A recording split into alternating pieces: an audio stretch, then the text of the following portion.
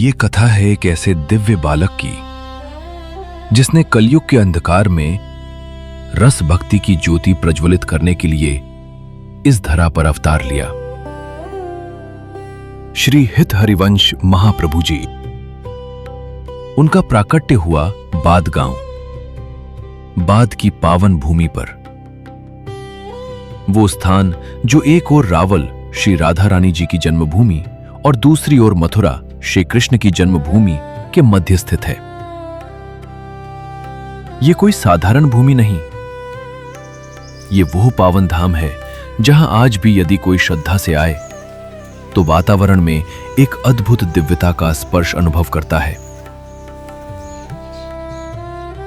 ऐसा प्रतीत होता है मानो यहां का प्रत्येक कण, हर एक लता पत्ता, हर एक श्वास श्री हरिवंश नाम के रस से सराबोर है।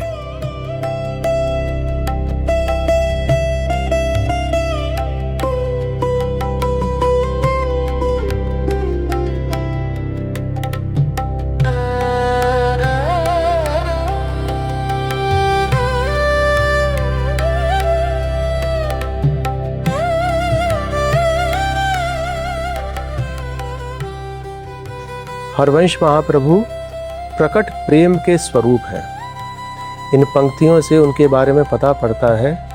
प्रकट प्रेम को रूप धर श्री हरिवंश दयाल, वृंदावन रस कहन को प्रकट धर्यो अवतार। यह पंक्तियां ये बताती हैं कि हरवंश महाप्रभु प्रेम के मूर्तिमान स्वरूप हैं। गोस्वामी श्री रूपलाल जी इनके बारे में लिखते हैं, इनके जन्म के बारे में बताते हैं कि व्यास नंदन व्यास नंदन व्यास नंदन गाई है, जिनको हित नाम लेत दंपति रति पाई है। रास मध्य ललिताजू प्रार्थना जब कीनी, करते सुकुमारी प्यारी वंशी तब देनी। श्री ललिता सखी ने श्री प्रिया जी से रास के मध्य में कहा कि हे प्रिया जी, आप अपनी वंशी सखी को इस धराधाम पर अवतार लेने की आज्ञा दें। तब प्रिया जी ने अपनी वंशी जी श्री ललिता जी को दी है और कहा कि ये हरिवंशी हरिवंश के स्वरूप में इस धराधाम पर प्रकट होंगे और कलिकाल में मेरे रस को, मेरे नाम को इस दुनिया में सभी को बताएंगे। यह हरवंश महाप्रभु का सुंदर स्वरूप है। हरवंश महाप्रभु के पिताजी का नाम श्री व्यास मिश्र था। श्री तारा रानी उनकी माता जी का नाम था। श्री व्यास मिश्र जी 9 भाई थे और किसी के भी घर में कोई पुत्र नहीं था। किसी के कुल दीपक नहीं होने के कारण जब घर में बिल्कुल मासूमियत सी चाहती थी तो तारा रानी हमेशा परेशान रहती थी कि किसी तरह से इनके कोई पुत्र हो जाए। इनके सबसे बड़े भाई श्री नरसिंह आश्रम जी ने इन दोनों दंपति के ऊपर कृपा करी और कृपा के फलस्वरूप श्री तारा रानी को हरिवंशी भगवान कृष्ण की वंशी के स्वरूप में हरवंश महाप्रभु प्रकट हुए। वैशाख शुक्ल एकादशी का दिन था। सोमवार अनुराधा नक्षत्र और अरुणोदय के समय पर हरवंश महाप्रभु बादक ग्राम में प्रकट होते हैं। हरवंश महाप्रभु बचपन से ही श्री राधा नाम के बड़े प्रेमी थे। जब वे जोर जोर से रोते तो उनके रोने को रोकने के लिए वहाँ पर सभी खूब जोर जोर से राधा नाम बोलते थे।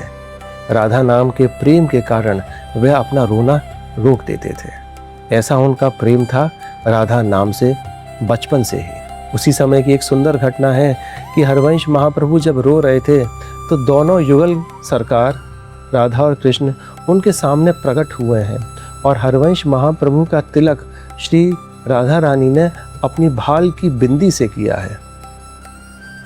इस तरह से वो शांत हुए। 6 महीने की उम्र में उन्होंने पालने में लेटे हुए ही श्री राधा सुधा निधि स्तोत्र का पाठ किया, जिसको उनके ताऊजी श्री नरसिंह आश्रम जी ने लिपिबद्ध कर लिया। उत्तर प्रदेश के सहारनपुर जिले के देवबंद में श्री व्यास मिश्र जी को उस समय के दिल्ली के बादशाह द्वारा मनसबदार पद पर नियुक्त किया गया था। यहीं पर बालक श्री हरिवंश जी ने अपने बचपन से ही अद्भुत और चमत्कारिक लीलाओं की झलक दिखानी प्रारंभ कर दी थी। हरवंश महाप्रभु ने अपने चमत्कार श्री देवबंद धाम में बचपन से ही दिखाने शुरू कर दिए। एक बार अपने घर के बाहर उद्यान में 2 गौर श्याम पेड़ों को उन्होंने ठाकुर जी का पीतांबर और प्रिया जी का नीलांबर धारण करा दिया। कुछ देर खेलने के बाद में उन्होंने उन दोनों के वस्त्रों को अदल बदल दिए। कहीं पर गौर वर्ण पर उन्होंने पीतांबर धारण करा दिया और श्याम वर्ण पर नीलांबर धारण करा दिया। इस अद्भुत खेल को श्री व्यास मिश्र जी अपनी बड़ी सूक्ष्म नज़रों से देख रहे थे। संध्या में जब वे उत्थापन के बाद में अपने ठाकुर जी के दर्शन खोलते हैं तो वहाँ पर वे इसी तरह का एक अद्भुत चमत्कार देखते हैं। वे देखते हैं कि ठाकुर जी ने नीलांबर धारण कर रखा है राधा रानी का और राधा रानी ने पीतांबर धारण कर रखा है ठाकुर जी का। यह एक ऐसी चमत्कारिक घटना थी जिसको देख के श्री व्यास मिश्र जी समझ गए थे कि यह बालक हरवंश जी कोई साधारण बालक नहीं है। ऐसे ही खेल खेल में हरवंश महाप्रभु अपने बगीचे के सूखे कुएं में कूद जाते हैं। वहाँ पर पूरे देवबंद में हल्ला मच जाता है कि हरवंश जी एक सूखे पड़े कुएं के अंदर कूद जाते हैं। श्री तारा रानी विलाप करती हुई उस कुएं के समीप आती हैं और सभी सगे संबंधी भी वहीं पर इकट्ठे हो जाते हैं। पर एक ऐसा अद्भुत चमत्कार होता है, उस कुएं में से खूब दिव्य प्रकाश फैलता है और हरवंश महाप्रभु एक सुंदर ललित त्रिभंगी मोहन मुद्रा के ठाकुर जी को अपने हस्त कमल में लिए हुए उस कुएं से स्वतः ही ऊपर उठते आते हैं। सालों से वह सूखा पड़ा कुआं अपने आप ही जल से भर जाता है। चहुं ओर उन सुंदर ठाकुर जी की चमक प्रकाश फैल जाती है। ऐसी मुद्रा किसी ने नहीं देखी थी ठाकुर जी की आज तक। हरवंश महाप्रभु ने उन ठाकुर जी का नाम रखा श्री राधा नवरंगी लाल जी। उनकी ही वे सेवा करते रहे और जब तक वे वृंदावन नहीं आए उन्हीं में ही अपने प्राण सर्वस्व को देखते रहे। उनके साथ में ही उन लीलाओं का अनुभव किया जो कि वृंदावन में उन्होंने साक्षात में देखी थी।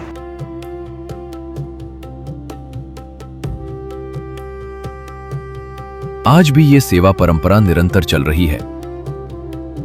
महाप्रभु जी के तृतीय पुत्र श्री गोपीनाथ प्रभु जी के वंशजों द्वारा देवबंद में उसी भक्ति और श्रद्धा के साथ ये सेवा की जा रही है।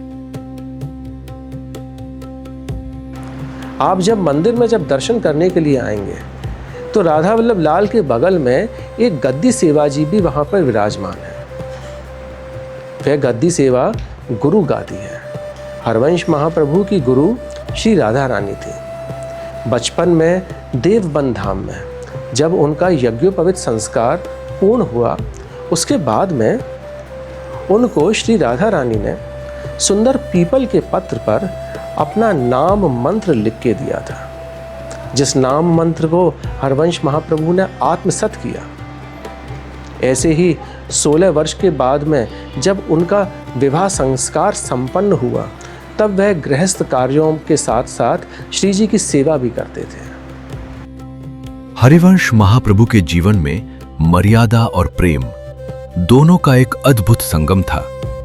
इनके माता पिता के गोलोकवास होने के बाद इनके मन में स्वतः ही वैराग्य उत्पन्न हो गया और ये श्रीधाम वृंदावन की ओर चल पड़े।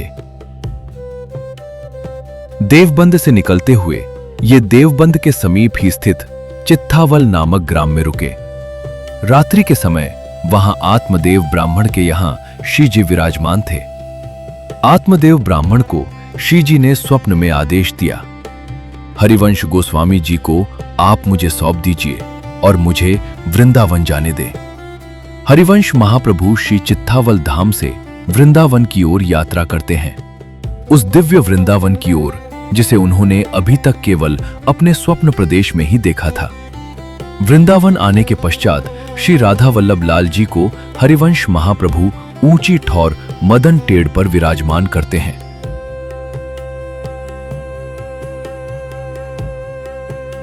सुंदर लता पताओं से आच्छादित स्थान, जहाँ पर निकट ही यमुना महारानी का सुंदर प्रवाह था। ऐसा स्थान कि जहाँ पर आप कुछ देर रुकें तो स्वतः ही आपका मन जो है वो भी रुक जाता है। आज भी लता पताओं का मंदिर वहाँ पर निर्मित है। हरवंश महाप्रभु जब वृंदावन आते हैं तो यहाँ की लता पताओं, खग मृग, पशु पंछी सबसे खूब प्रेम करते हैं और सब में ही श्री प्रियालाल का स्वरूप देखते हैं। इस सुंदर स्थान पर हरिवंश महाप्रभु ने अपनी स्वरचित वाणियों की भी रचना की।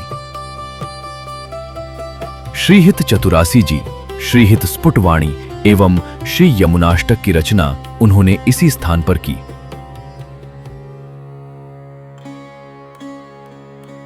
वृंदावन की तत्काल स्थिति बड़ी गंभीर थी उस समय। यहाँ पर एक ऐसा जंगल जिसमें कि सूर्य की प्रकाश धरती को स्पर्श नहीं कर पाता है, इतना सघन जंगल, डाकुओं की छुपने की जगह। पर श्री राधा वल्लभ लाल उनके साथ में थे, तो जहाँ पर निधि विराजमान होती हैं तो उसके आसपास में स्वतः ही प्रकाश फैल जाता है। वृंदावन के समीप ही एक छोटा सा गांव है जिसका नाम है सुनरक। आज भी वह गांव है। वृंदावन से पुराना गांव है वो सुनरक गांव। वहाँ के ब्रजवासी हरवंश महाप्रभु का स्वागत करने आते हैं और वह हरवंश महाप्रभु को एक तीर देते हैं और कहते हैं कि महाप्रभु आप ऊंची ठोर से इस तीर को चलाइए, जहाँ तक जाकर ये तीर गिरेगा वहाँ तक की भूमि हम आपको समर्पित करते हैं। तो हरवंश महाप्रभु जब तीर चलाते हैं तो वो तीर जाके गिरता है गोविंद घाट पर, जिसका नाम तीर घाट है। आजकल अपभ्रंश हो गया, उसको बोलते हैं चीर घाट, जो रास मंडल के पास में ही है। वहाँ तक की भूमि उनको उन्होंने समर्पित करी। तो दोनों छोरों पे उन्होंने अपने स्थान बनाए। एक जगह पर ऊंची ठौर और दूसरी छोर पर बनाया उन्होंने गोविंद घाट पर रास मंडल। अब इसके मध्य में श्री राधा वल्लभ लाल का मंदिर सेवा कुंज वहाँ पर उन्होंने निर्माण किया और वहीं पर श्री जी की अपने जीवन पर्यंत सेवा करी उन्होंने।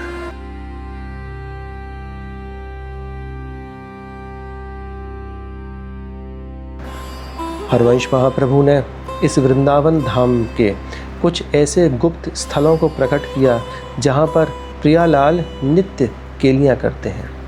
सेवा कुंज, रास मंडल, धीर समीर, वंशीवट, ऐसे ऐसे स्थान। एक पास में ही अति सुंदर स्थान है जिसका नाम है मानसरोवर। हरिवंश महाप्रभु जब श्री राधा वल्लभ लाल जी की सेवा पूर्ण कर लेते थे तब सेवा के उपरांत वृंदावन से 3 मील उत्तर दिशा में स्थित श्री मानसरोवर भजन करने हेतु जाया करते थे। मानसरोवर एक ऐसा चमत्कारी स्थान है जहां हरिवंश महाप्रभु ने श्री राधा रानी की नाम सेवा जी विराजमान की और वहीं कुंड के समीप बैठकर भजन किया करते थे। वह एक ऐसी चमत्कारी भूमि है जहां उनके विभिन्न शिष्यों ने भी उन दिव्य चमत्कारों की अनुभूति की है। श्यामा श्याम की सुंदर केलियों का वहां प्रत्यक्ष दर्शन किया है। ऐसी दिव्य भूमि है मानसरोवर। मानसरोवर से लौटकर वे श्री जी की उत्थापन आरती करते थे और शयन आरती तक उनकी सेवा में संलग्न रहते थे। उनके शिष्य परिकर भी उस समय वहीं उपस्थित रहते थे। वृंदावन की उस समय पर तत्कालीन स्थिति को सोचकर भी डर लगता है कि कैसे रहा जाता था वृंदावन में, जब उस वन वृंदावन में आकाशीय वृत्ति से रहना पड़ता था। जो कुछ भी प्रकृति ने दे दिया उसी से ठाकुर जी को भोग लगाया, वही भोग खुद पाया और अपने परिकर को भी पवाया। यह एक स्थिति ऐसी थी जिसकी कि हम आज के वृंदावन में परिकल्पना भी नहीं कर सकते हैं। आज तो सब कुछ प्रभु ने खूब दिया है।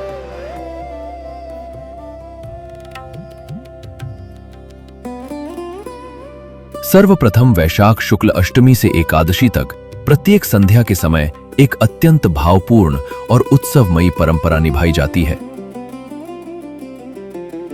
श्री जी के मंदिर से श्री राधा कृष्ण एवं उनकी सखियों के सुसज्जित स्वरूप, निशान, झंडी और पताकाओं के साथ बैंड बाजे की मधुर ध्वनि में चाव सवारी निकलती है। पूरा वातावरण राधा वल्लभ श्री हरिवंश, श्री वृंदावन, श्री वनचंद की नाम धुनी से गूंज उठता है।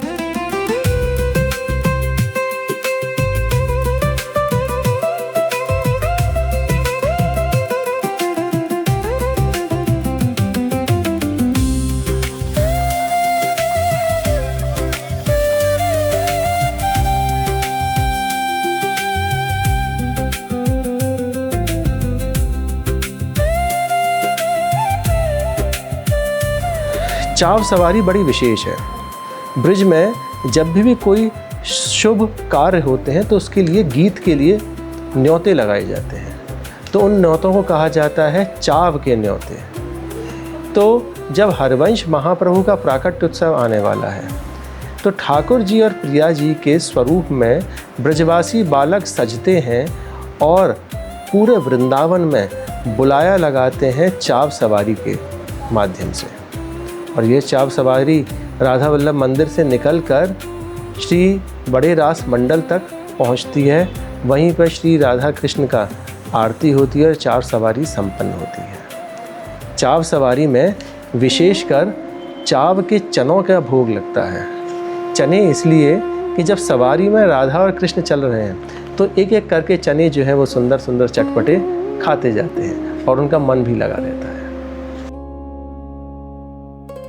यह भव्य सवारी आगे बढ़ते हुए श्री रास मंडल तक पहुंचती है, जहां इसका विशेष महत्व होता है। रास मंडल पर पहुंचने के बाद ढांडी और ढांडा नृत्य कर हरिवंश महाप्रभु की वंशावली और महिमा का भावपूर्ण यशगान करते हैं। इसके पश्चात वहां रात्रि जागरण का आयोजन होता है।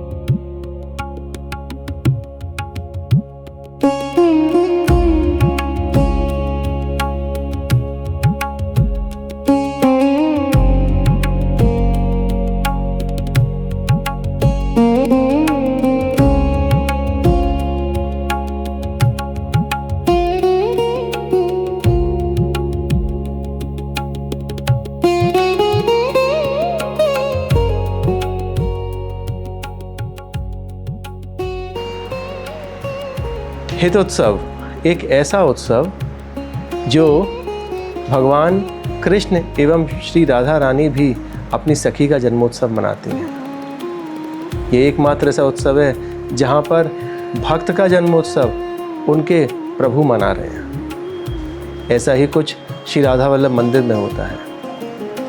वैशाख शुक्ल एकादशी के दिन सुबह सुबह भोर में ही श्री राधा वल्लभ मंदिर प्रांगण में संत एवं रसिक जन मिलके श्री जी की बधाई गायन शुरू कर देते हैं।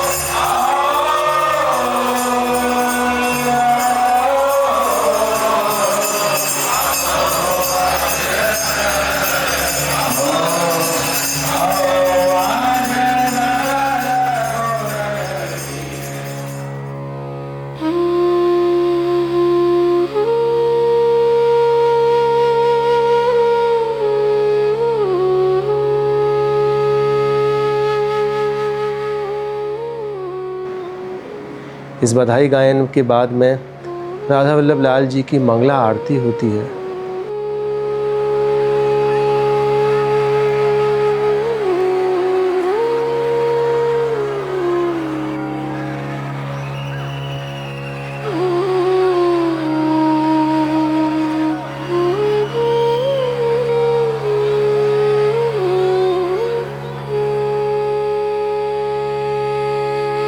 वैशाख शुक्ल एकादशी की पावन मंगल बेला में श्री राधा वल्लभ लाल का विधिवत अभिषेक संपन्न होता है।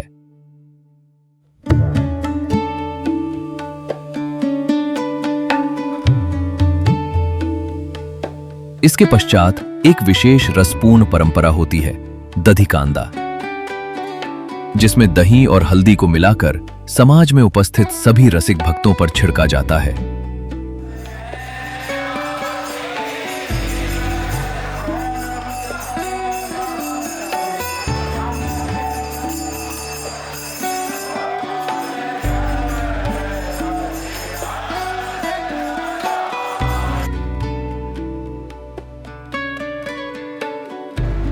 श्री जी आज के दिन पीली पोशाक धारण करती हैं, जिसमें पीली पाग, पीले ही आभूषण और सुंदर सुंदर पीली घटा में विराजमान होती हैं।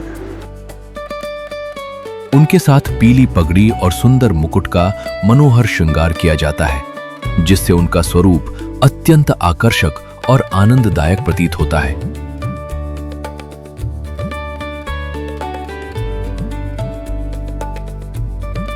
इसी समय श्री जी जगमोहन में फूल बंगले में विराजमान होते हैं, जहां उनका दर्शन अत्यंत मधुर और शीतलता से भरपूर होता है।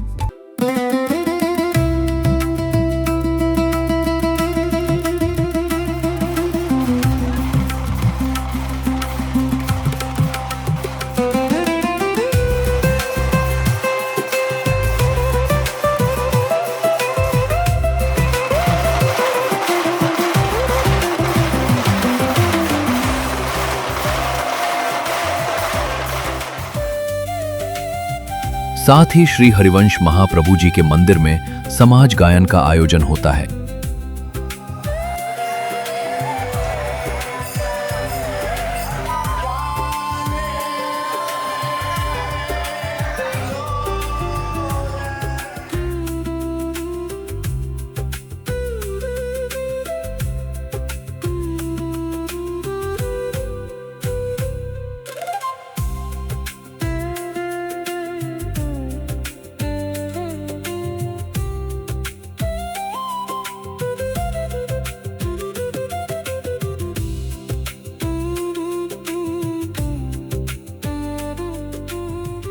आज के दिन ओलाई के दर्शन नहीं होते हैं। उत्सव के इस विशेष दिवस पर प्रातःकाल में जो दिव्य एवं मनोहर श्रृंगार श्री जी का होता है, उसी संपूर्ण श्रृंगार में वे पूरे दिन भक्तों को दर्शन देते हैं। यहां तक कि ओलाई के समय भी श्री जी उसी अनुपम एवं पूर्ण श्रृंगार के साथ ही दर्शन प्रदान करते हैं। आइए श्री हित हरिवंश महाप्रभु जी के जीवन और उनकी दिव्य लीलाओं के विषय में और जानें। हरवंश महाप्रभु ने अपने जीवन में ठाकुर जी से प्रेम करना सिखाया और प्रेम का एक माध्यम बताया सेवा। सेवा सर्वोपरि बताई। जब सेवा करते हैं तो और किसी चीज़ को नहीं देखा जाता और वो सेवा बड़ी मुश्किल से मिलती है। वे भक्तजन बड़े सौभाग्यशाली होते हैं जिनको की सेवा मिली। बड़े बड़े तपस्याओं के बाद में, बड़े बड़े धर्मार्थ काम के बाद में आपको जाके प्रभु का साक्षात सेवा मिल पाती है। एक चीज़ और बताई उन्होंने कि यहाँ पर इस वृंदावन में सर्वस्व जो है वह राधा रानी है। उनकी ही इच्छा से अखिल कोटि ब्रह्मांड नायक श्री राधा वल्लभ लाल जी हमेशा इस संसार को चलाते रहते हैं। पर प्रिया जी जो है वह अधिकारिणी है इस वृंदावन की। यह प्रेम की रीति है और यह प्रेम के स्वरूप स्वयं हरवंश महाप्रभु ने ही दुनिया को बतलाया। आज आप वृंदावन में आते हैं तो हर कोई जो है आपको राधे राधे करता हुआ मिलता है। तो राधा का रहस्य क्या है? यह नाम ना तो किसी वेदों में है, ना ही किसी पुराण में है, कहीं पर ये नाम नहीं है। पर वास्तव में राधा उन कृष्ण का ही अंग है, जहाँ पर वे दोनों अपने आप को अलग करते हैं संसार को रस की रीति समझाने के लिए। राधा और कृष्ण में कोई अंतर नहीं है। इसीलिए ये राधा वल्लभ लाल हरवंश महाप्रभु के जो लाडले हैं, ये राधा और कृष्ण का सम्मिलित स्वरूप है। एक ही में राधा, उन्हीं में ही कृष्ण। कहीं कहीं पर इनके बारे में ये भी कहते हैं कि राधा और कृष्ण का आलिंगत स्वरूप है।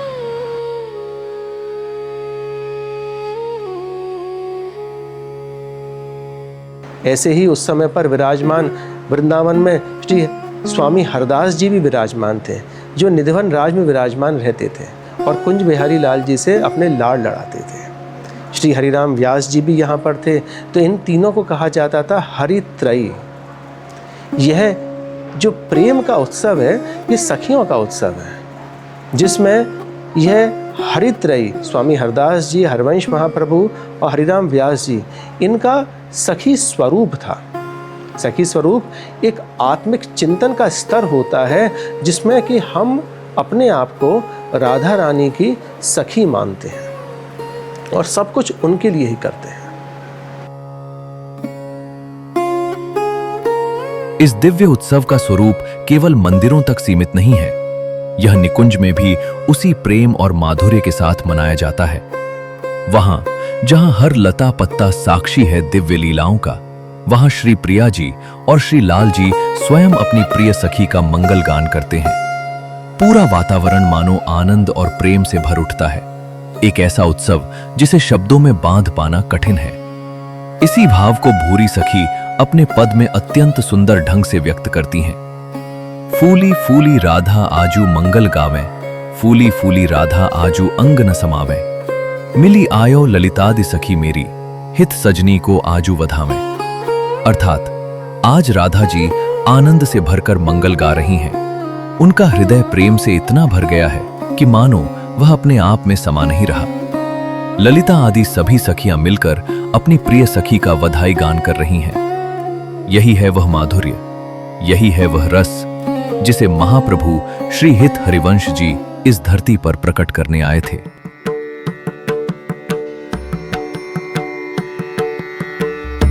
अहो चिरुजीवी तारानंद, अहो चिरुजीवी तारानंद, अहो चिरुजीवी तारानंद, अहो चिरुजीवी तारानंद, अहो चिरुजीवी तारानंद, अहो चिरुजीवी तारानंद।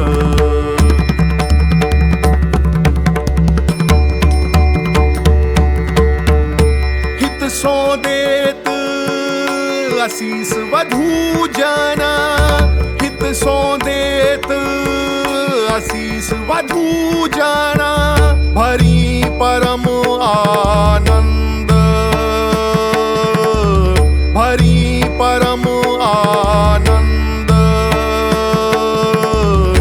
अहो चिरुजीवी तारानंद, अहो चिरुजीवी तारानंद। करुणा कुशल जगत गुरु रानी, करुणा कुशल जगत गुरु